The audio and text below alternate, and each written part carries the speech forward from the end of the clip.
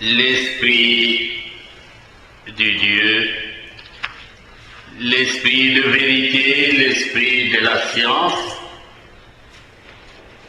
lorsqu'il demeure en vous, et avec lui, Dieu aussi, en vous, vous produisez des œuvres, des chefs-d'œuvre, participant ainsi à l'œuvre créatrice de Dieu.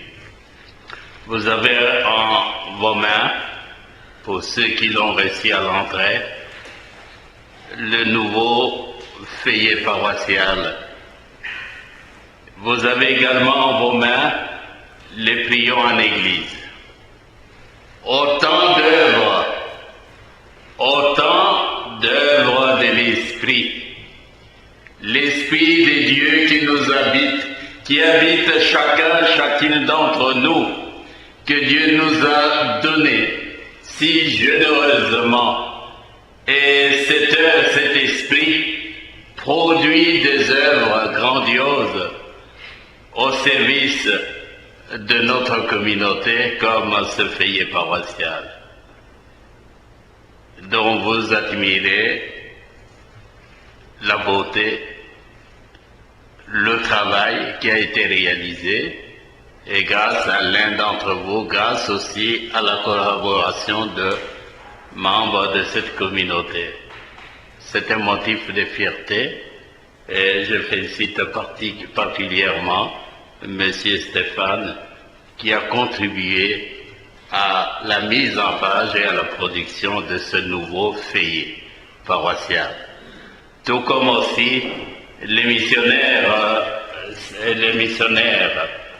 Père Oblat, les missionnaires Oblat, et qui ont eu l'idée très géniale de mettre à la disposition des chrétiens, des membres de l'Église du Canada, le prions en Église qui les aide à participer activement aux célébrations eucharistiques et parfois aussi à grandir dans leur foi.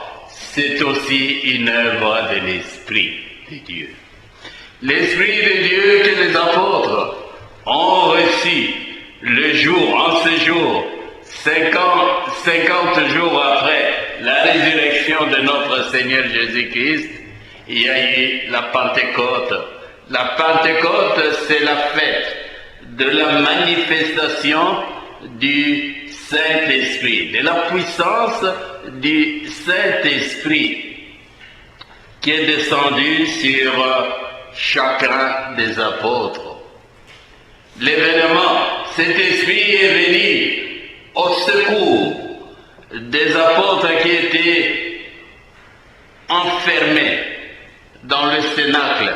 Ils avaient peur, ils étaient déçus, désappointés. Ils n'avaient plus le courage de se manifester pour témoigner de leur foi à la face du monde, au milieu des Juifs qui ont mis à mort leur maître. Ils avaient peur. L'Esprit de Dieu est descendu sur eux pour les libérer de cette peur et pour en faire des témoins vivants et courageux de Jésus-Christ, cet homme que ses adversaires ont mis à mort et qui était désormais avec sa résurrection vivant parmi eux. Il leur a apporté l'Esprit. À partir de son Père, il a fait la promesse très confiante à ses apôtres: il faut que je m'en aille auprès du Père et j'intercéderai auprès de lui pour qu'il vous envoie l'Esprit Saint et qui vous donnera le courage, la force. Permettez-moi de vous rappeler ce que nous renseigne, ce que nous enseigne l'Église et que plusieurs d'entre vous ont oublié. L'Esprit de Dieu est une puissance, c'est une force. Une force qui nous accorde des multiples dons. Ou, pour utiliser un mot que vous connaissez bien, et qui est dans l'Évangile, des talents, des multiples talents, et que le Seigneur nous donne, nous accorde gracieusement dans sa générosité. Parmi les talents que le Seigneur nous accorde, j'aimerais vous rappeler, il y a 7. Rien de nos dimensions humaines qui font notre fierté n'est laissé au hasard ou n'est oublié. Ces 7 talents, les voici. C'est l'esprit de sagesse. Avec la sagesse, on peut bien diriger les affaires.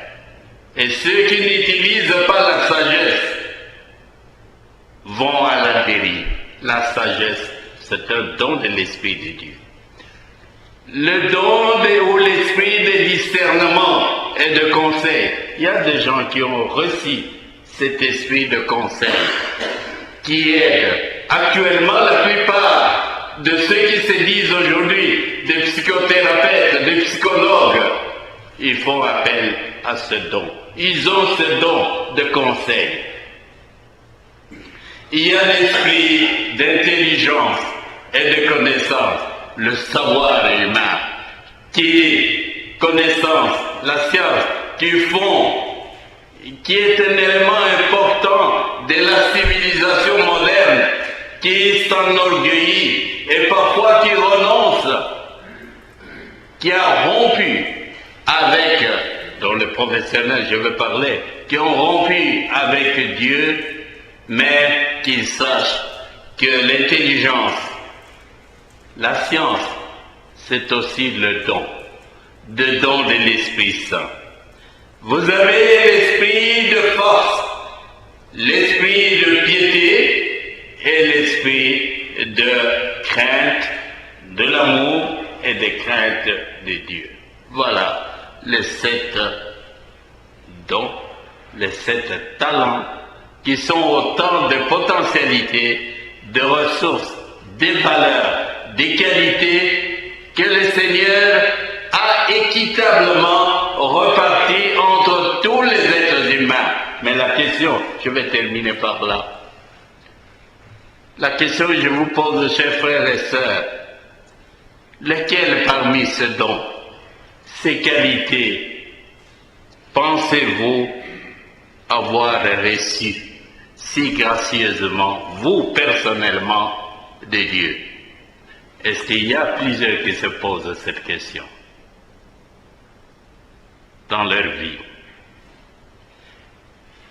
J'aimerais ajouter aussi, si vous avez le courage de nommer, d'identifier, de nommer ce don que vous avez reçu de Dieu, l'autre question est celle de savoir qu'en faites-vous? Que faites-vous de ces dons reçus si généreusement du Seigneur? Et pour quelle finalité? Voilà des questions, chers frères, qui nous invitent tous à faire une évaluation personnelle de nos propres échelles de qualité et de valeurs, sous l'impulsion et à la lumière de l'Esprit Saint. Amen.